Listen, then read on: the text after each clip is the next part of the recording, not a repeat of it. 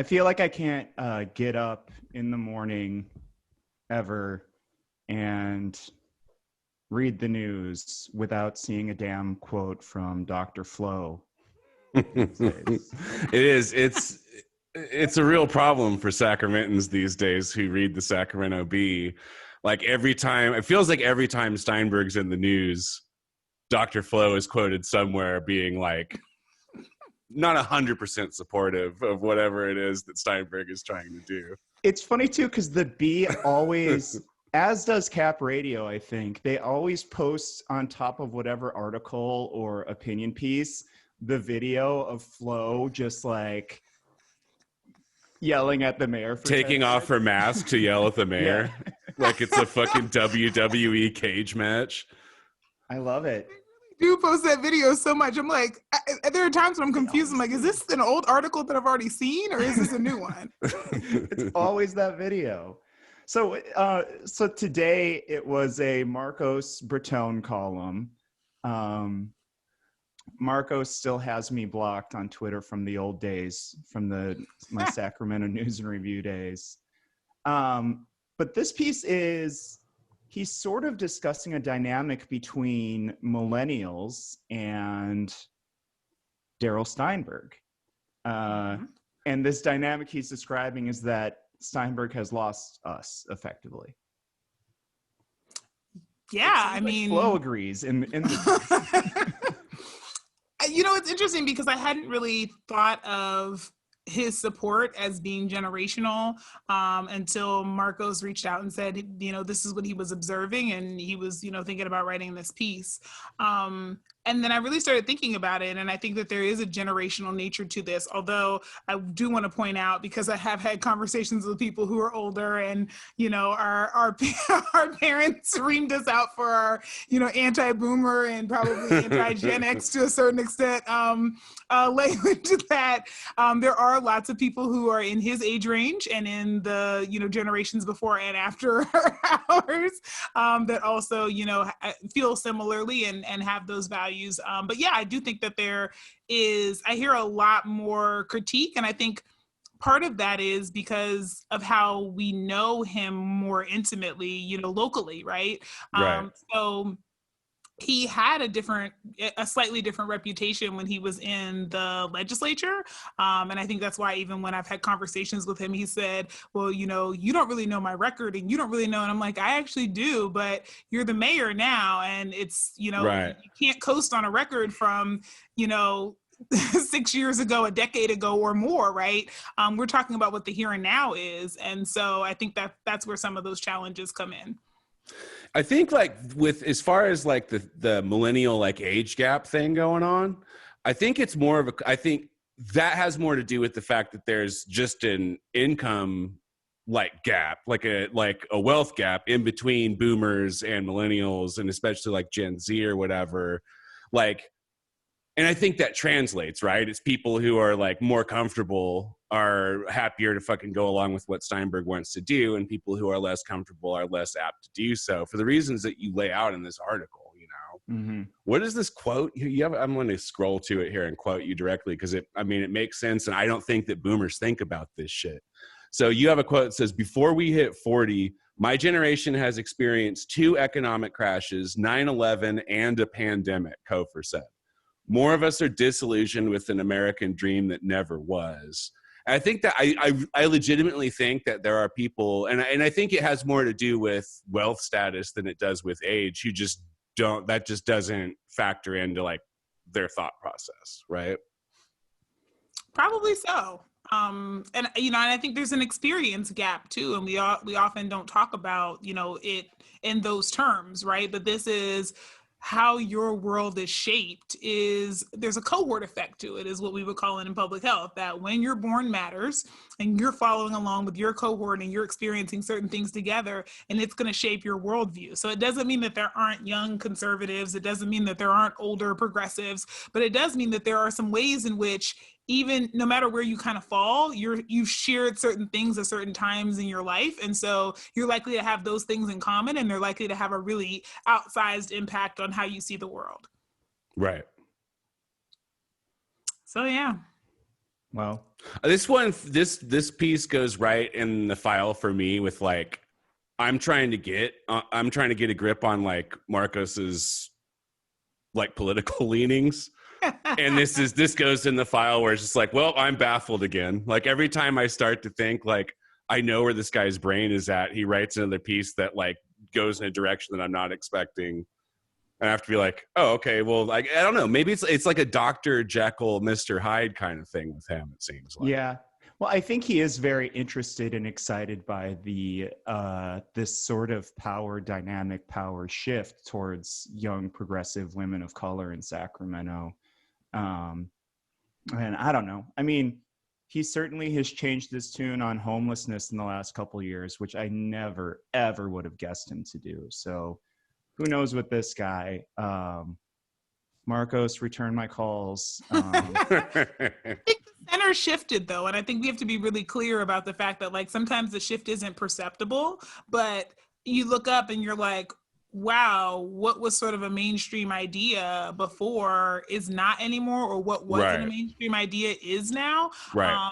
And I think that there's been a lot of really seismic shifts that have happened even in the last couple of years in terms of what kind of conversations we're having, how we're thinking about things. I would argue in the last couple of months. Yeah, that too. I mean, I probably think like the rate, those of you watching, is like, you know, there's an inflection point, right, of how quickly that happens. But I do think, you know, if some of us were maybe even to scroll back 5 or 6 years and think about, you know, think through our news feed and our you know, Twitter, right. you know, our old tweets and our Twitter feed, you'd probably see like, there were some things that we were retweeting or things that were mainstream or things that were acceptable compromises then that feel like, wow, that's really kind of, you know, centrist or even, you know, like it shifted. Well, I think to that end, I think part of what Daryl is struggling with, right, is that like any day now, Daryl is going to wake up and look in the mirror and be like, oh, fuck, I'm a conservative. Like the base went left. I'm still where I was. I've always described myself and fancied myself to be a progressive politician, but the truth is actually that I am a conservative mayor in a town that is full of actual real progressives, and that is where a lot of my problems are coming from. Well, speaking of that seismic shift, I think we're going to be talking about that a lot this show, because once we get out of this intro, we've got a very exciting guest that is a great example of that seismic shift. So should we get started? Yeah, before we interview here, can we listen to a song that I love a lot? Oh, okay. All right, let's play it. Voices, the things they said, voices, some from those dead, all the voices heard, voices, things we say, voices, they're in your head, all the voices heard. Hello, everyone. You have Kempa and Skylar and Flo. No Shannon today. We are hoping we'll have her back soon, but again, she's not feeling well, and she'll be back when she's back. Yeah. We miss you, Shannon. We love you. Shannon, we miss you and love you. Please take good care. Yeah, rest up, please. But we have a very exciting guest today. I've been really looking forward to this episode for a couple weeks now. In Jackie Fielder, who is running for state senate in, I believe it's District 11, correct? Against incumbent Senator Scott Wiener. It's a Democrat against Democrat race, and she is moving in to flank him from the left. You, to me, are, well, first of all, how are you? Thank you for coming on. No, thank you so much for having me. I'm excited as well. Awesome. My first question for you is, you know, I think a lot of listeners might not know who you are. So can we get a little bit of a bio from you, a little bit of background? Who is this 25-year-old indigenous woman that has the California Democratic Party so scared that they're funneling $100,000 into your, you know, the incumbent's coffer in this final month before the race ends? Well, I appreciate you doing your homework. Not a lot of people know that. Yes, my name is Jackie Fielder. I am an educator and organizer running for state senate here in District 11, which is all of San Francisco, Daly City, Colma, parts of South San Francisco. I got my start organizing alongside my relatives and our allies against the Dakota Access Pipeline back in November of 2016. I saw from my social media feeds my relatives facing down the barrel of guns, and in December of 2016, I left the Bay Area to go visit and support, and I came back trying to wrap my head around what kind of economic and political system would unleash this kind of violence on people.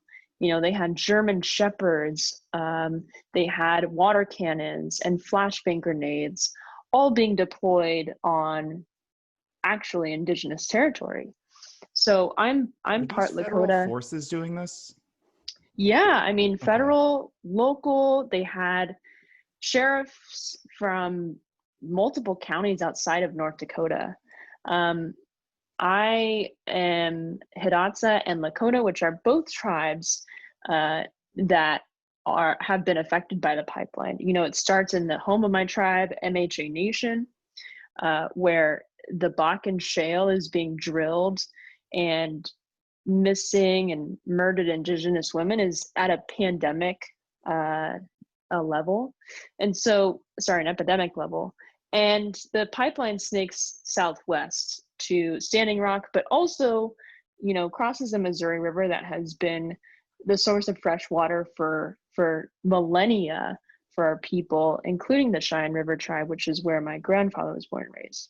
I myself have been born and raised in Southern California, but came up to the Bay Area to study at Stanford, where I got my bachelor's in public policy and master's in sociology. Have been organizing since the Dakota Access Pipeline for a public bank here in San Francisco. It's why I co-founded the San Francisco Public Bank Coalition, and have also organized the opposition to the local San Francisco Police Officers Association, who wanted to write their own dangerous use of force policy back in 2018. But this was Proposition H, correct? Correct. Okay. So this brings us to nearing present day, 2018, you said, San Francisco. Can you kind of lay out the political playing field at that time? Obviously, the police unions are very powerful. They sort of push forward this Prop H. First, can you tell us what Prop H did or was going to do, and how they were trying to sell it to the people of San Francisco? Yeah, Prop H was a policy that was going to give the San Francisco Police Officers Association the power to write their own use of force policy, when that power actually resides in the police commission that San Francisco created to bring oversight and accountability to our police department. So this was a measure to basically allow the San Francisco police officers to write their own taser policy and police themselves. Exactly. Great. And so we couldn't let that become a precedent. And so they threw a lot of money behind this, and they got a lot of sort of high profile local politicians behind them too. One of them being Senator Scott Wiener. He endorsed it, and then once people started asking big questions on it, like, doesn't this seem like kind of a bizarre power grab that should not be happening right now? He still dug in his feet and refused to pull back on his endorsement of this.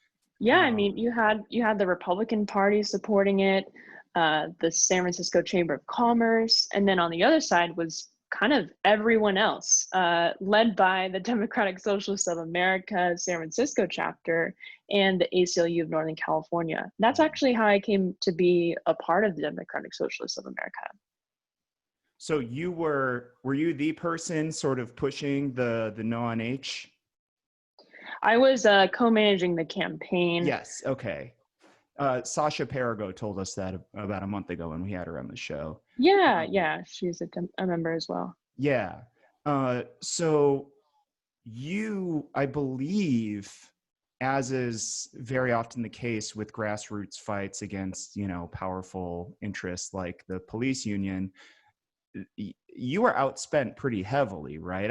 I think at one point early on, they were outspending you by like a 4-to-1. Oh yeah, 5-to-1, and the boots on the ground in our case were DSA members, ACLU volunteers, and kind of anyone in the city who saw what this was, which was a power grab. And the Police Officers Association have been belligerent for years, coming on the heels of a Blue Ribbon Commission report that showed this particular police department has not just one or two bad apples. They have a whole culture of racism, homophobia, and misogyny. And these have been substantiated by text messages saying horrendous things and going all the way to the top. It's a culture of impunity. Yeah. Well, I think that's something that all throughout the state, people, there's pretty good evidence that exists in law enforcement agencies all throughout the state. What was it like going up against, sort of, I think there is some sort of intimidation people feel going up against police unions. Did you feel any of that during this battle?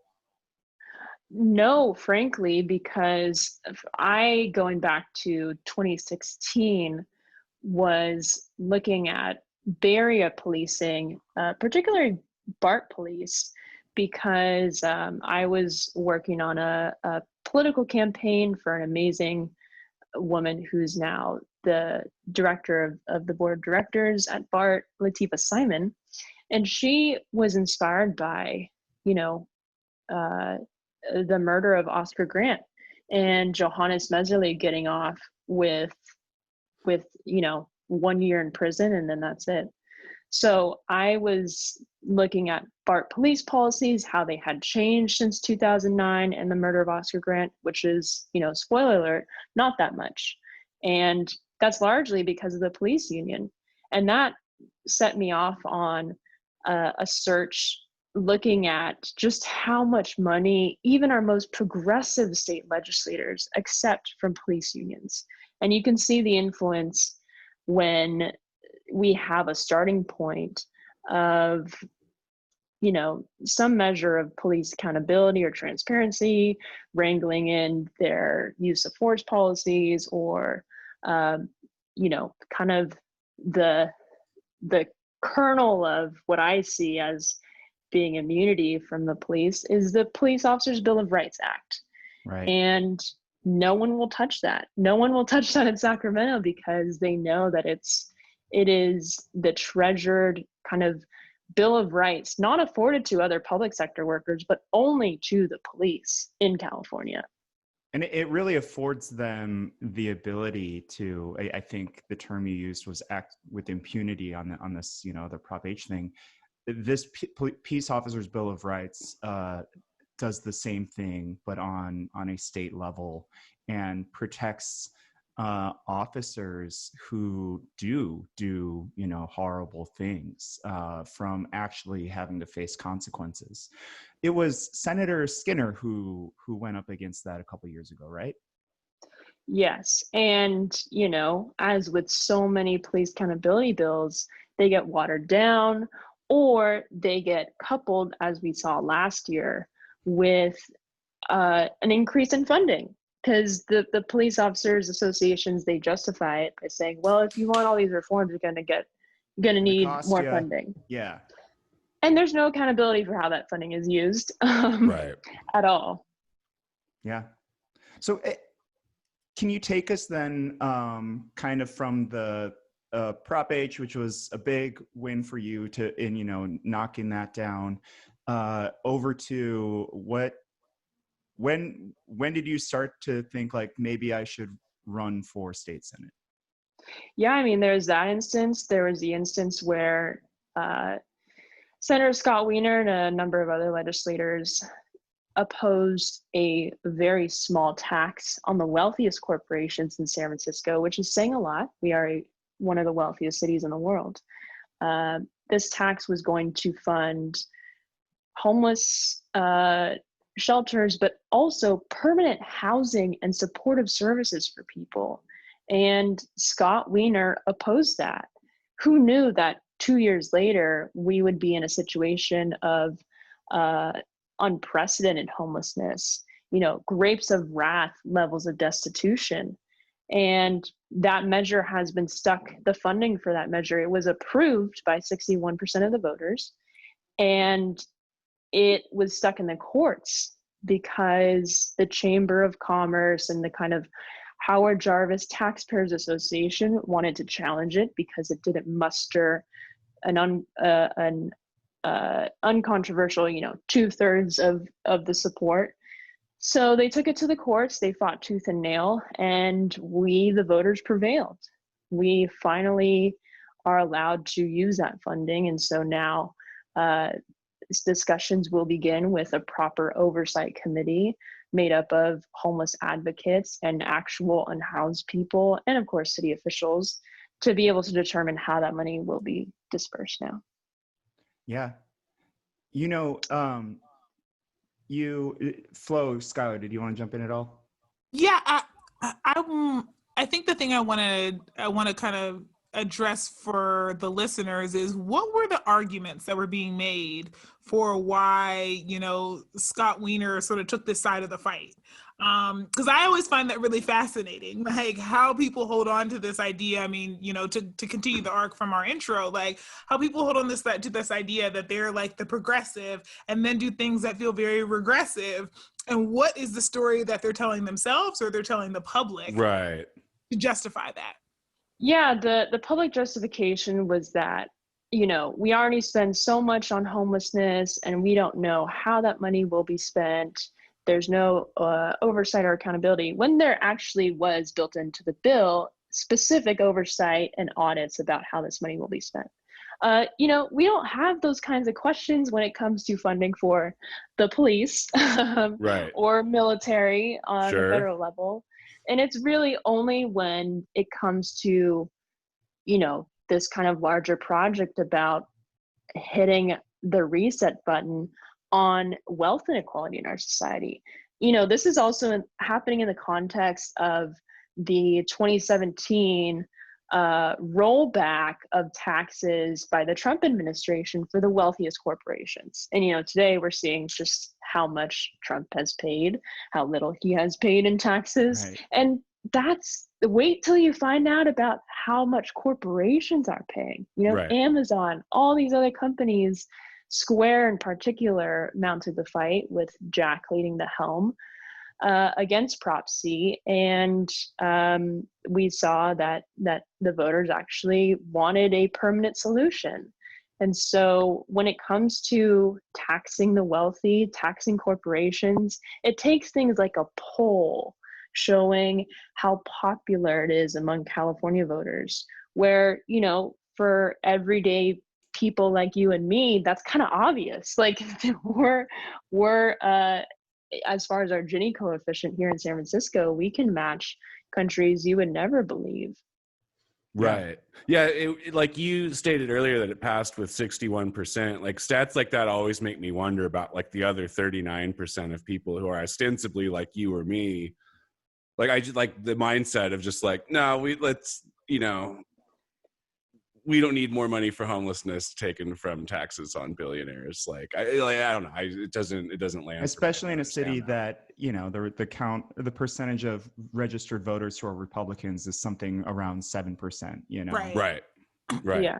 I I think what's even more challenging about it is just like this idea that you were kind of touching on, that like we should really heavily scrutinize the pennies that go to important social services, but then we have entire police budgets that never even have metrics that they're required to meet, or goals that they have to set out to, or to even justify that they're actually providing the thing they call themselves, which is public safety. Like they never have to come in and say how the city is better because they exist.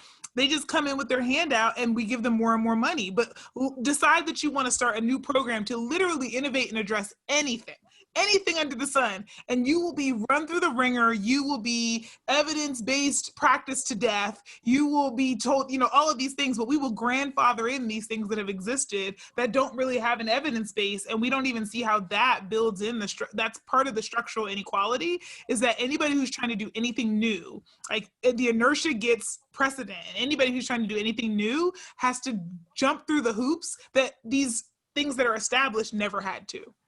Exactly. And people like Senator Scott Wiener have built an entire career of opposing any measure of police accountability, has consistently fought for expanding the San Francisco Police Department and its budget, has fought to criminalize homelessness when we know it doesn't work and when police don't actually want to be doing that stuff, and has fought for basically and furtherance of impunity for our police officers. And so that was one of 1,000 reasons why I decided to run for this particular seat. Yeah, absolutely. But it all comes down to the fact that I just don't think we have time for our planet, for people of color, for working class people, to wait any longer for someone to save us. I think that we need someone who is 100% independent of police unions, of corporations, of real estate developers, who we can actually trust to champion the bolder changes that we need. I like that. I think that's a good point for us to start moving into this idea that, we have, as we've explained on the show multiple times, we in California over the last 10 years have a new voting system called the jungle primary system, in which the top two people, no matter their party, in the primary go head to head in November of that year. So this ended up being a Democrat versus Democrat race. Both you and Senator Wiener are registered Democrats. A lot of people are like, what does that mean, right? Especially because here in Sacramento, this is another town that calls itself progressive, but is nowhere near as progressive as it says it is. It's definitely not as progressive in a lot of ways as out there in the Bay Area. But, a lot of state political media look at your race and are like, wow, she's trying to flank Scott Wiener from the left. You don't get any more progressive than Scott Wiener. We can dive into that a bit. I've got all sorts of money that he's taking from all sorts of special interests written down here, and I'm sure you know this off the top of your head too. There are definitely differences between the two of you, right? Enough so that the state Democratic Party this month funneled $116,483. How'd they come up with that figure? Actually, no, that was this year. About $105,000 this month into Scott Wiener's campaign. Basically, they're afraid of you. I guess I'd like a little reflection on that, and then I think we can dovetail maybe a little more deeper into, you brought up the climate crisis, and I think that's a really interesting place to start. And we'll definitely have time to dive deeper into the housing crisis as well. Yeah, I mean, I'm a registered Democrat, as you said. I am a part of a national movement to bring about actual changes that affect everyday people. Because, to be real, there are things that our legislators at the state level could have done that our federal electeds will never do, that our local electeds don't have the funds to do, and they didn't. One thing that stands out is obviously the eviction bill that really was a rolling over of our Democratic supermajority to the banking lobby. Mortgage forbearance for small homeowners was left out. Evictions resumed in most parts of the state. So I think that the funneling of money from the California Democratic Party to my opponent, and a Democratic incumbent, just shows that this is a game to retain power. And if they have challenges from the ground up, like we have here in District 11 every 4 years, they're in trouble. I think they know that. And so, I think that we definitely, I know I have had my expectations blown away, being able to raise more than $600,000 from 3,500 individual contributors, the median of that being like $30, and hundreds of people being unemployed contributing what they have. I think that we're really shaking things up in California, but it's because it's about time. Yeah. Similar to the Prop H fight, I believe he is out spending you probably about 4-1. But I think that fight also taught us that this doesn't mean it's not winnable by any means. What are some of the strategies in a grassroots fight to dethrone an incumbent who's got all sorts of real estate money behind them? Yeah, I mean, when you look at just the candidates themselves and their spending, it is like, probably gonna be more like 2-1. By the way, he did not agree to an expenditure limit. I did, which says a lot. And I mean, then you have the independent expenditure committees, which are not campaign associated with candidates themselves. There can be no coordinating.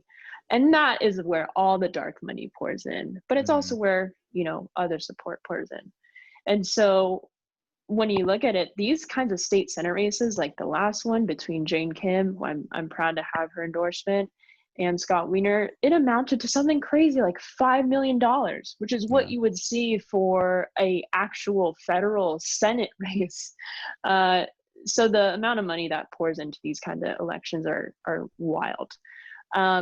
So being a candidate who doesn't have name recognition pretty much at all, it's all about how many people can you reach before election day.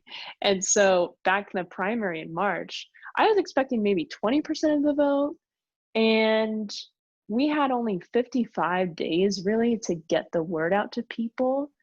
At that point, we had raised something like $150,000, so not a ton, but we got 33%. And here in District 11, that amounts to 99,000 votes. So then we were thrown in for a loop with the pandemic and sheltering in place. So we've had to really adapt. And over this whole campaign, we've had more than 1,000 volunteers participate with us. And that's even through the pandemic. We've called more than 120, probably 130,000 numbers by hand, not auto dialer. Wow. And that's the game. But for us in this pandemic, in wildfires, it has been an incredible challenge to be able to reach people. So that is all the more reason why we need to continue our tremendous grassroots fundraising push so that we can send people mail. They're actually asking for mail, and walk the precincts to distribute our literature. Yeah. Wow. Do you get, now that in very many instances you have to be remote as you do your campaigning, is there assistance from some grassroots orgs kind of here and there throughout the country? I tend to associate you a little bit with like a Justice Democrat movement or a Sunrise Movement type candidate. Is there any sort of commingling there?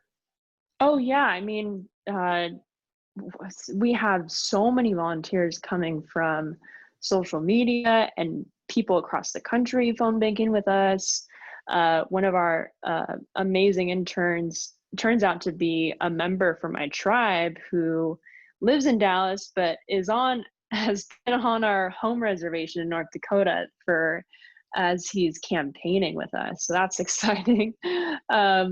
Yeah, there's people everywhere helping us. And that is what's so beautiful about, campaigning as an insurgent candidate these days is, people understand that we need everywhere. We need to be everywhere. We need to push our platform for universal health care, a Green New Deal, expanded public school funding, defunding the police, and reinvesting in communities everywhere across the country. And that message of being 100% independent from corporations and real estate developers and so on resonates with thousands and thousands of people.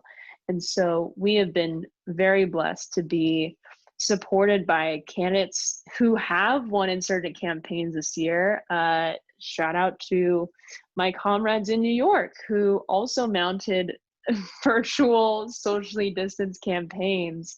Jabari Brisport, Ferris Front Forest, Marcella Matenis, Zoran Mamdani, and of course a big inspiration for me was Julia Salazar in New York, who won her election in 2018. So we are in good company and have had an amazing outpouring of support from those folks in their campaigns. And of course, California Working Families Party has been amazing. They have come into California supporting a really strong slate of working class candidates and candidates of color. It's very cool. Kind of to piggyback off of that, it occurs to me, and because we're seeing so many campaigns around the country that are sort of similar to yours, especially where it's like a young progressive candidate challenging kind of an older status quo incumbent, and in a lot of these campaigns seem to be gaining steam or working pretty well. And so I guess my question to you, you never want to look for or celebrate a tragedy or anything, but we are in an era where there's a pandemic happening, especially in a place like California. We just got done with the sky being orange forever.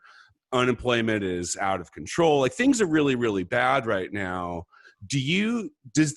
It seems like maybe that gives progressive candidates kind of a needed edge, because I think that what a lot of voters might be what might be going through the minds of a lot of voters is wow, this, we kind of keep voting for the status quo, guys like Wiener, and now there's this pandemic that's out of control and the state is on fire and everything is terrible. Do you think there's any traction to be gained by the inability of status quo Democrats to keep everybody safe and healthy and happy? Yeah, I mean, people ask me all the time, how has your priorities shifted since the pandemic? And honestly, not too much, because I was already pushing issues of wealth inequality, of universal health care, of worker protections, of childcare. And now all of a sudden, we're in a situation where those disparities, especially along race and class, threaten to be cemented if we don't do something about it right now. I don't want to go back to the status quo, because the status quo was horrible for the majority of people, I would say. Here in California, I think people forget that we have the highest poverty rate in the nation, next to Florida and I believe Alabama. And we also have, we remain among the bottom in the nation for per student spending. Here in San Francisco, we have had 1,400 homeless SFUSD students before this pandemic. So it was already bad for people before this. It's just everyone who was kind of skating on thin ice finally fell with everyone else into the water. And so I think it's pushed a lot of people to search for solutions, to search for the roots of these problems. And for me, the roots of the problems are economic, they are white supremacy, they are generations of settler colonialism. One thing I will say, we are, just today, we woke up to smoke in the air because of more fires. Just north of us is raging the glass fire. And we're having to get used to fire season starting in, this year it started in early September. It's almost early October, and I imagine we'll continue to be in it in November. But ideas like an indigenous wildfire task force, I feel so honored to be in a position where we can finally push for California Native tribes to have a voice when it comes to land stewardship. And, to be clear, this is just an idea in the beginning stages, but they have been doing the work around wildfire management for millennia. And I feel very proud that we were able to uplift that and continue to push for it right now as our state is on fire. Yeah, you've been advocating for this for a while, I've noticed, and I think it's a very important sort of element to the conversation. Like, obviously, climate change is a big part of this, right? A huge part of this, but before colonizers came over to California, there were indigenous communities who did controlled burns throughout the state at certain times of the year to prevent sort of these massive things that we're seeing today. But then once the colonizers came in, they put a stop to that. They advocated for fire suppression, right?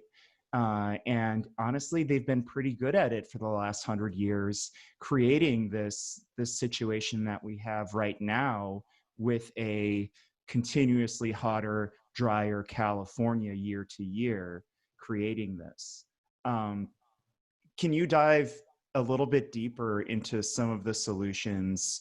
Because I'm sure people in San Francisco with the from wine country and Santa Rosa right now are probably really, really hungry for some answers on how we can mitigate this. Absolutely. So to be clear, there are a confluence of factors, setting our state on fire. I see it as threefold. One is climate change. That has been obviously our biggest challenge as a species and will continue to be. But California's emissions have declined by 1% since 2017 and have declined in no sense among our transportation sector, which accounts for 40% of our emissions. So if you live in California, we are a car driving culture, and that is going to be, if we don't do something about it, that is going to be our biggest nightmare. Secondly, there is a tinderbox of fuel that is accumulated from brush and trees that every year does not get burned, just catalyzes the severity and scale of the fires that we're seeing now. So what you said about fire suppression is exactly that. Basically, indigenous tribes for hundreds of years, thousands of years, have been practicing as part of their culture, ceremonies, small and controlled burns. And this happens to be an element of living in partnership with the land. I think, a big settler colonial mindset that for me has been ingrained for me since I was born and raised in Southern California. But, we are not separate from nature. We are, intimately and inextricably dependent on nature to survive. It's just because of the advancement of technologies, we don't get to see it. We see the food on the grocery shelves. But, you know, every action that we have has a reaction, and that is true for the environment here in California. And so every year we let this brush go uncleared, it serves as tinder for the next wildfire. Third is obviously corporate accountability for public utility companies like PG&E, who have not kept up their repairs and maintenance over years just simply to make profits for the next quarter. And so it's also about accountability for them, perhaps even a public power system at some point. But I think what is most clear right now, because these recent fires were not caused by PG&E, it was actually lightning and obviously dry conditions. And so we actually have indigenous tribes. There are some practices that the state has undertaken in Cal Fire to have small and controlled burns. It's just not at the scale that we need. And, you know, we also at this point have millions of people who are unemployed. We can probably put some of them to work just working on land stewardship. Ideally, this would be a part of a Green New Deal. Flo, did you have a question? I want to ask about the controlled burns, and then I want to circle back to something else maybe a little bit later, depending on where the conversation goes. But for the controlled burns, I'm really curious, why do you think that it's not taking hold as a strategy? Because, you know, from everything that I've sort of read about it, it seems like there's good data to show it works. It's been used for forever. And really it seems like a risk-averse public is the thing that's standing in the way. And maybe people's fear that if the fire escapes the boundaries, that there will be liability issues. But, you know, potential future Senator Fielder, couldn't that be something that we could legislate ourselves around, some liability issues, if that's what we're concerned about, doing this in the interest of prevention? Absolutely. I mean, we're going to be liable either way. It's just, do we want to have a say in that? And I think it's also, unfortunately, as with so many issues in California, whether that's single payer healthcare, whether that is eviction protections, whether that is, you know, elderly care, at every point in our lives, there is a special interest that stands to benefit from selling us back our own human rights. And so in this instance, I have yet to explore this in true detail, but I understand the timber industry, big agriculture may have some, you know, interest in how these land management practices span. And so I would have to look into it, but absolutely we can legislate around these concerns. And again, this is kind of the mindset that indigenous people here in California have been resisting for a long time, which is that we can't be scared of fire. This is a fire adapted state, and we need to work with it instead of being fearful of it. So you mentioned something in that is actually a good segue into this other question that I wanted to ask you, which is, what do you think your plans are going to be? Let's say you win this election in November and you're headed to, well, Sacramento or Sacramento via welcome Zoom, to Sac. whatever, whichever way this works. I'm wondering, and I'm thinking about this a little bit because I remember there being this Daily Show episode several years ago when I think there was a mass shooting. It was in Australia, and several of, sorry, my dog is about some boom that happened outside. There was there was, I think, a mass shooting there. Their legislators decided, like, to hell with it. We're going to pass some pretty comprehensive, gun control legislation. And many of them were voted out because of it. And I remember the Daily Show kind of covering this and interviewing some of them. And they were just like, yeah, but it was the right thing to do. Like, who cares if I don't get reelected? And I've just been, sitting here listening to you and thinking back to that segment and thinking, like, is that the problem? Is that people are so concerned about getting reelected that they compromise their values? And so then my question to you is, as a candidate, what are the things you're already thinking about so that when you get into office, you're able to hold true to your values and not get sort of co-opted into what I feel like might be the machine that, you start out one place and you end up, you mentioned, the special interest that benefits from selling us our own rights. How do you not become beholden to them or beholden to the threat that even if you don't take their money or anything else, that they're going to oust you in the future? Yeah, and I mean, we're seeing that with a number of candidates who ran insurgent campaigns against the Democratic establishment. Their positions were not protected. They got primaried this year, and And they won in double digits, though. Yeah, they prevailed. Mm-hmm. So I feel, and I've actually asked Julia Salazar about this. Like, how do you maintain your, why you got in there, and how do you serve your constituents, which may, ruffle some feathers in your own party. And she was very honest and was like, I just have to tell my colleagues, this is not in the best interest of my constituents, and I'm going to vote this way. And so I think people respect that, and that's something I would seek to have as a state senator. I think that the timeline is it's crazy. I mean, the election happens November 3rd. Who knows when ballots will be done getting counted? And then the session resumes in early December. And so there is not a lot of time to catch up. I look at my comrades in New York who won their primaries in, early July. They have a whole 6 months to prepare. And that is not the case for Sacramento. We have less than 4 weeks.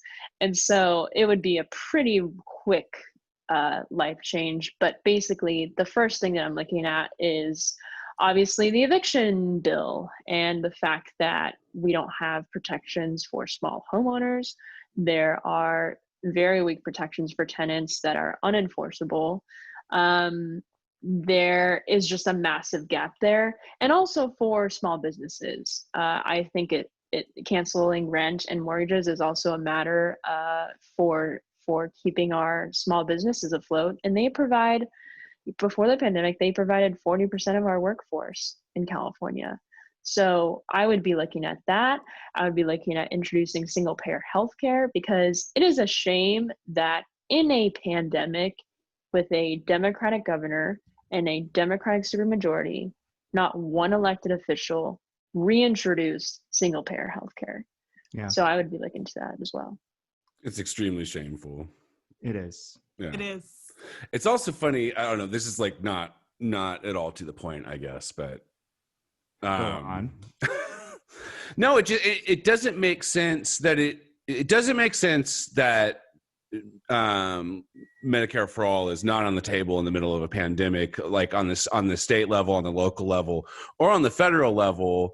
And like I think this idea is getting more and more loud that like people are kind of looking at like a Biden campaign and watching this like race be extremely close, like it's neck and neck, and being like, dude, if you come out for Medicare for all, this thing goes from a neck and neck horse race to a landslide overnight.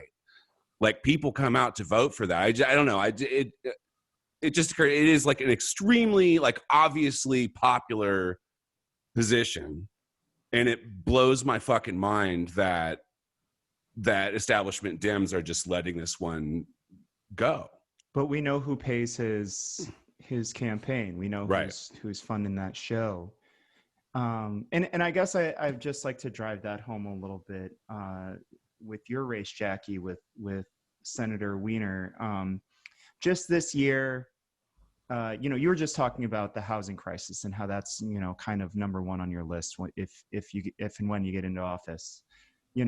Just this year, and this is not in the opaque side of the campaign. This is in the stuff that's public record. He took $14,300 from the California Real Estate PAC, CREPAC. He took. I love the CREPAC. CREPAC. No. No, people, don't do it. You hate to, you really hate to see. He took $4,700 from the California Apartment Association. So it's the landlords, basically. That's a state level one, but there's all sorts of other landlord orgs. He took from the LA one, he took $3,200, San Francisco one, $5,000. The Southern California Rental Housing PAC, he took $4,000. So somewhere around $17,000, $18,000 from all these folks. He took $2,000 from the police PAC and $3,000 from the prison guards. And again, and I'm sorry if we're belaboring the point, but like when state reporters, and these are friends of mine, but when they cover stuff and they're like, how can you be more progressive than Senator Wiener? It's like, look at who he's taking money from. Like, just because Scott goes out to like the Folsom Street Fair and like wears like leather overall or like leather like suspenders, shirtless, like that means he's like a little cooler in my book, but it doesn't tell me anything about where he lands on capital and the interests of capital and whose interests he's going to serve when he's in the Capitol building in Sacramento. Yeah, and that's just the tip of the iceberg, those contributions. We're looking at, if you account, individuals that are realtors, they are investors in, they are founders of Airbnb, they're executives at so-and-so development corporation. It actually rounds out to almost $1 million that he's received from real estate interests since 2015. Yeah, I did not have time to go into all that. No, but of course. It's definitely all there, and it's developer after developer after developer. Of course, and more than $80,000 from law enforcement unions and police unions since 2015. Great. Of course, this is not including the dark money that I mentioned earlier from independent expenditure committees. But yeah, we're up against a lot of money, and that's why when I initially thought about this race, I was like, no, that would be really bonkers because, he's considered a progressive, he is well-funded, he is the most real estate-backed politician in California.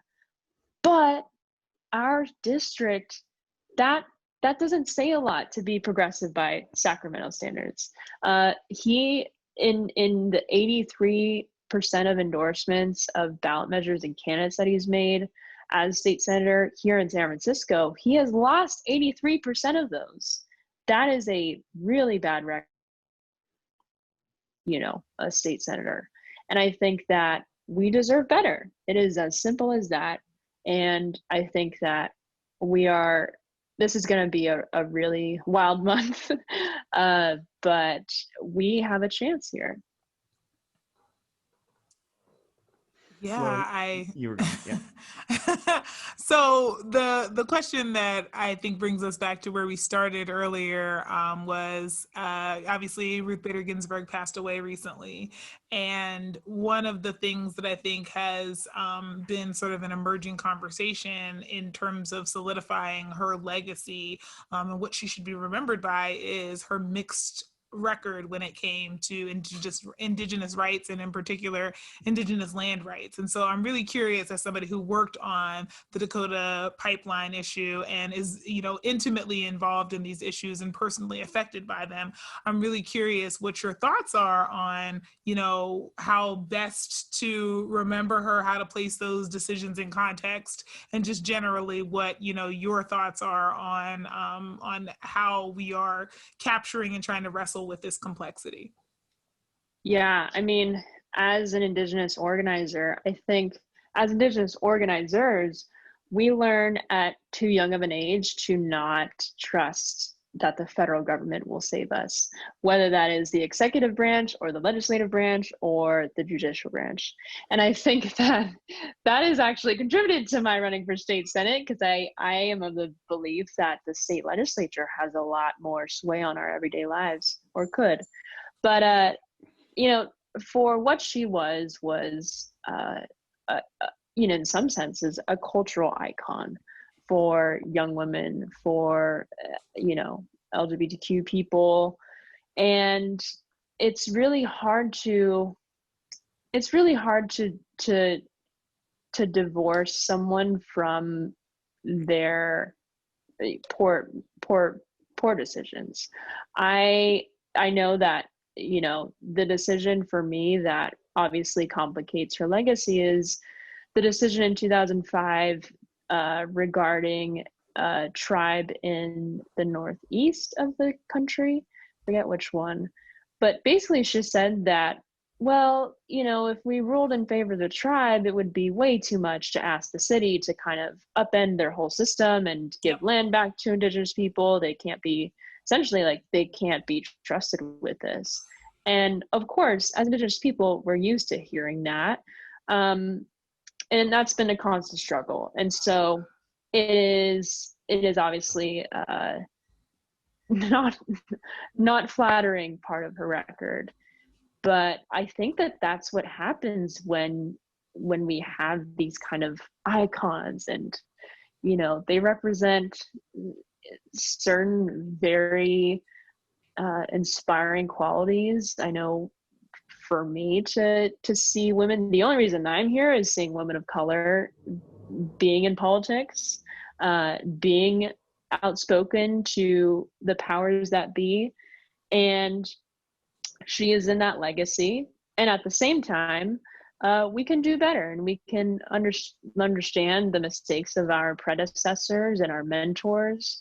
I know that there are many mentors and teachers in my life that I probably would do things differently from, but at the same time, I hope I'm held to that standard as well, as someone who is being looked up to by a lot of young people.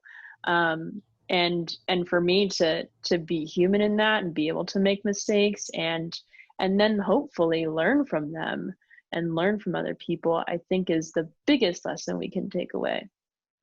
Flo, you talk about this on our special episode, which we'll be publishing soon. Just the problems with deifying the people we look up to, or the people who came before us, and how it would be so much better if we can, you know, look at these folks from a full 360 angle and say, this was wrong. They were wrong in this, and they had faults. Right. And it might make it easier for, you know, young people who are leaders to address their own faults and to move forward on that, you know. I think it also helps to depolarize people, right? Because it goes from like, this person is perfect and doesn't ever do anything wrong on this side, and the same thing on the other side. And it's like, no, everybody is a fully fleshed out 3D real human being with good and bad sides, and like it's less polarizing if you can understand politicians in that way, or you know, political figures in that way. Yeah, and I think it also, I mean, it leads to some interesting mind frame shifts that I think have social justice implications, right? So one of the things I think that's most challenging about criminal justice is this idea that from a young age, we're taught there are good people and bad people, right? And so therefore, if you end up in part of our criminal justice system, you are one of the bad people. And people will frequently use refrains about why these people don't deserve, you know, our mercy, and why they've really messed up and blah, blah, blah, right? And so it creates this lack of awareness of the ways in which we may have done things that are way worse than the people who are incarcerated, but we didn't get caught and we're not, you know, serving time. And it forces us, I think, when we don't put people into this binary of good or bad, hero or, you know, hero or, you know, a person who's sort of a rebel in not a great way without a cause, then we can't wrestle with the complexity of our own humanity. And we end up then falling into these ideas of like, you're good, you're bad, you deserve my mercy, you don't, you deserve my grace, you don't, you're worthwhile, you're not. And I think it doesn't serve us in so many different ways. And so if we could have people we look up to and also be able to say, yeah, they really got this wrong, I think it allows you to still be able to love them and still be able to respect what they've done and also respect their humanity. And I think it's the honor that you give them is more real than when it has to have, you know, an unrealistic expectation of perfection that's associated with it. And I've certainly had to wrestle with that in myself because, you know, I have known like the Jennings family here in Sacramento for most of my life since before I turned 18. And, you know, and I disagree politically with a lot of things that they do. And I have to reconcile how good they've been to me personally with how wrong I think they get certain issues. And I think that that's just something you have to figure out and figure out how to navigate. And I think it makes us better people when we can. Yeah. For listeners, the Jennings family is Councilmember Rick Jennings, and his wife, a heavy-hitting politico in her own right, Cassandra Jennings, who she worked with Kevin Johnson, and she again is, I believe, supporting Mayor Steinberg in his strong mayor push. Yeah, she's the president of the Greater Sacramento Urban League, and I'm a member of the Greater Sacramento Urban League Young Professionals. And, you know, I mean, there's so much of a tie there personally. And they're people who I love and who, you know, have been instrumental in me growing up and have supported me and allowed me in their home. And I have to reconcile how politically I don't always agree with them. And what does that mean? Does that mean that, you know, I cancel them? Does that mean that we no longer, you know, can hang out at the Kings games and enjoy our relationship? Or does it mean that we can do both? I love when you invite me to Kings games and we sit behind them. It feels so deeply uncomfortable. And I love it. I mean, it's right, and I think that's what we have to do with our families. I mean, I think we reserve a right certainly to be able to maintain boundaries with people who are objectively harmful to us. But I also think that there are ways in which, if we're going to be in community with people, we certainly want to be in community with people who share our values, but we also need to be able to make space for people who disagree with us, get it wrong, and whatever, for them not to be, you know, excommunicated from relationship because of that. And that, you know, maybe if we do, there are some of them who share our values and maybe different tactics, and we can influence them. So I just think I think it's an important thing. I'm really glad, Jackie, that you were able to kind of shed light on that, because I know it's been a really interesting thing to have to wrestle with. And it almost feels like when you tell the truth about somebody that you're hating on them, if you're like, if you don't just sing their praises. And it's just like, I tell people all the time, if I die, I will haunt you if you don't say I was a loudmouth blowhard, because you are not telling the truth at all. Like, tell the truth and shame the devil. You better say the good and the bad and the things you were indifferent about. Exactly. Like I think I also deal with this right now, where at this point people are perceiving me as an image and don't actually know me. And that is such a strange feeling. How do you deal with that? But I hope that, we realize that all the figures that we kind of perceive as having tremendous power and sway, like they are just like you and me, and that they have anxieties and they have mundane moments and they get bored and they make mistakes.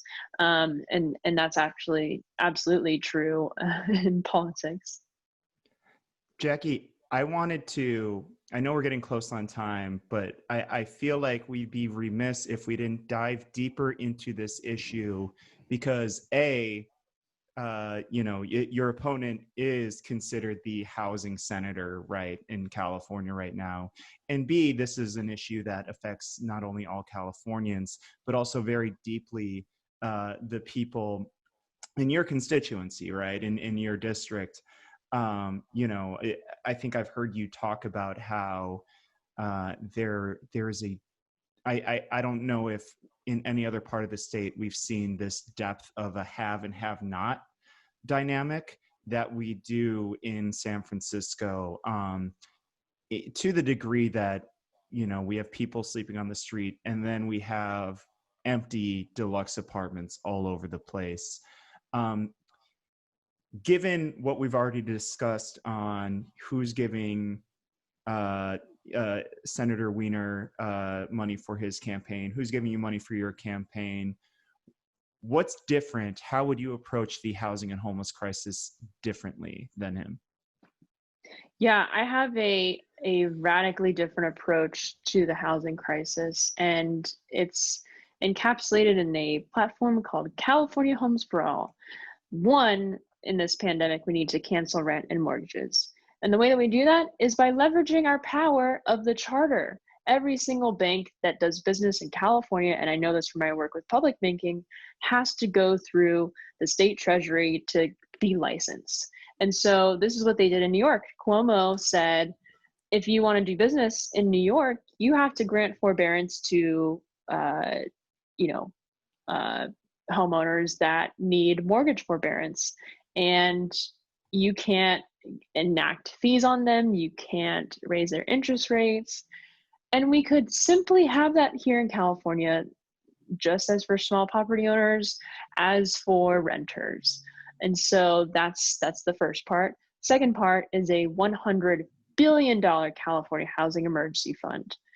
Today, Governor Gavin Newsom vetoed the right to housing bill that was inspired by Moms for Housing, one of the most radical tenant and homeless rights movement we have seen in years, led by Black women, one of whom is running for city council in Oakland and whom I support, Carol Fife. And he vetoed that because he said it would cost around $10 billion a year. So I've been saying, well, I have a plan for that. It is a California Housing Emergency Fund, $10 billion a year over 10 years to basically take 200,000 units off of the speculative market entirely and build 100,000 units of new social housing and rehabilitate the existing stock of public housing. Because here in San Francisco, I know people that live in public housing that have poor sewage, have not had upgrades to their infrastructure, you name it, it's a real problem. Then we get on to tenants' rights. So I support Prop 21, which is rolling back of the Costa-Hawkins Act to allow cities to enact stronger rent control. I also support repealing the Ellis Act to protect tenants from displacement and speculation. I support a vacancy tax. I support universal right to counsel for anyone facing eviction, which has been so tremendously helpful for especially low-income people, Black people, and other tenants of color in San Francisco. I would like to expand it to the state level. We need a landlord licensing system and a rental registry to get a handle of, just how many vacant units are we talking about in California, as well, just as we would entrust our lives to doctors and to acupuncturists, we should also license landlords who we entrust our lives to.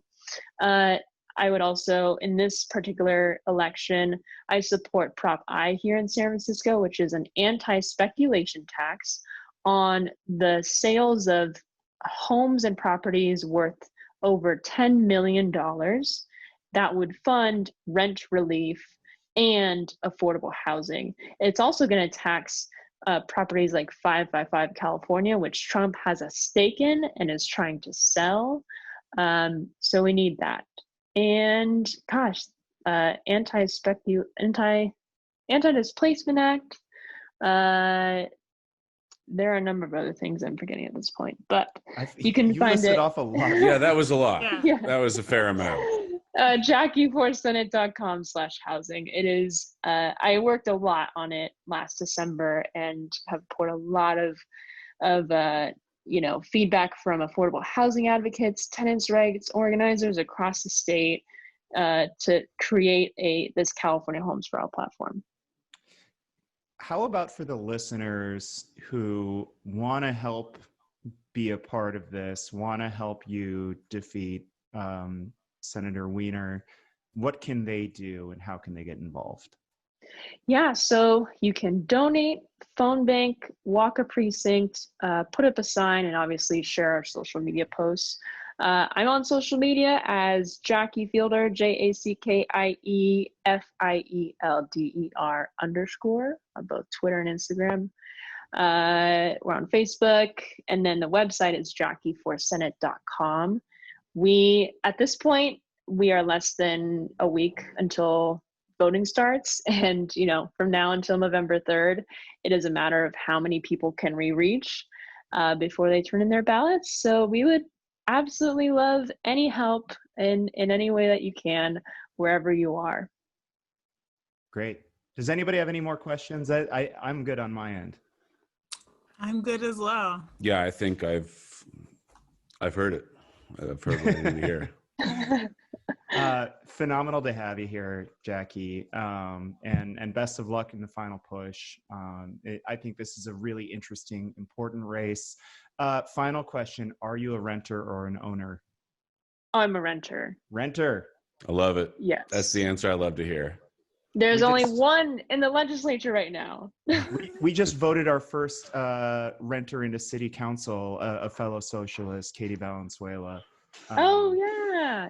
Congratulations. And thank you guys so much for having me. It's been so fun to talk about this race and other things. And I thank you for covering politics in this manner. I don't think California politics gets enough attention. Weirdly, no, yeah.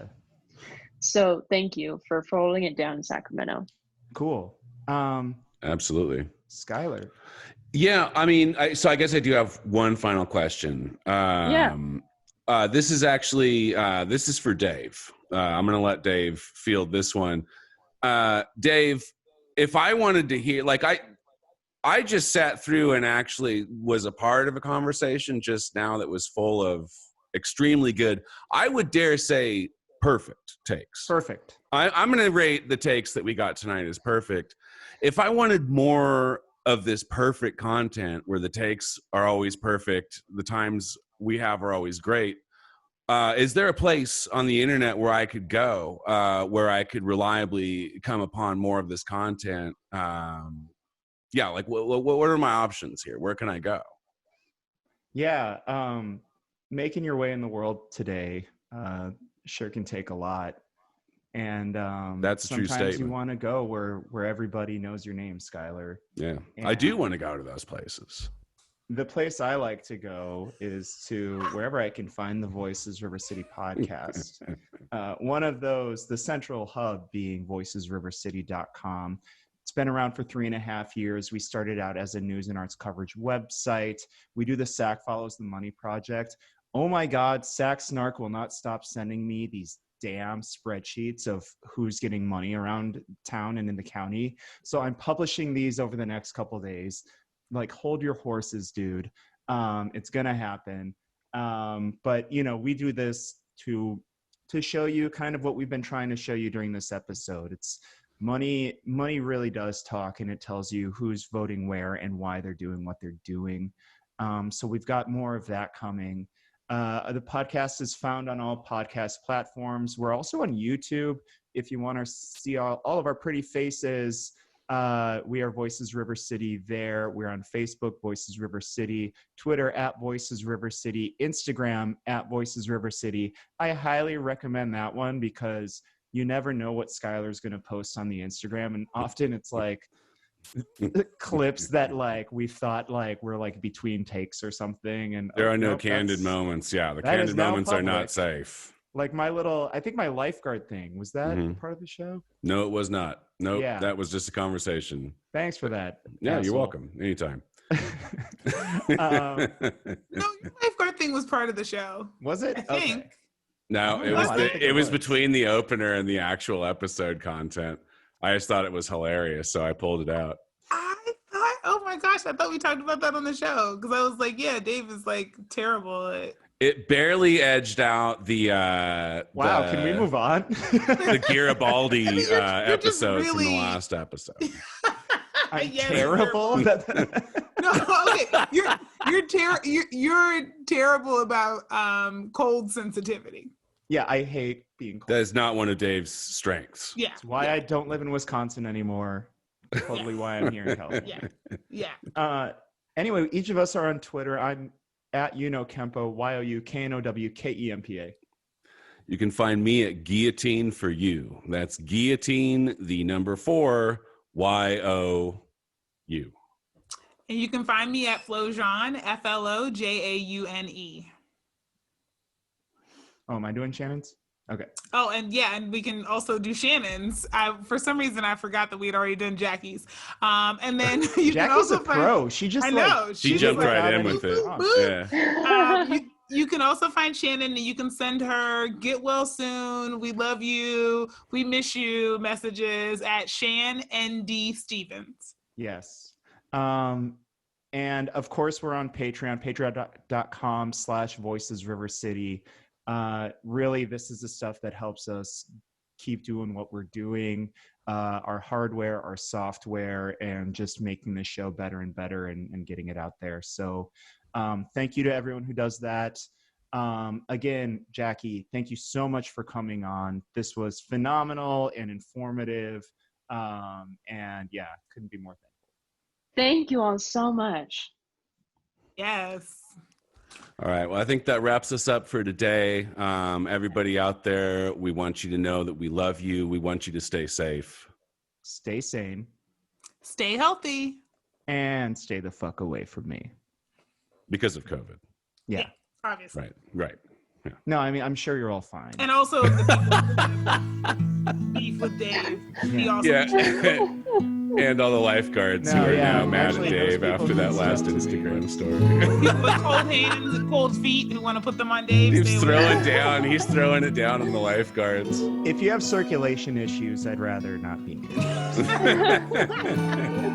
All right, thanks for listening, everyone. All right, yeah, let's get out of here.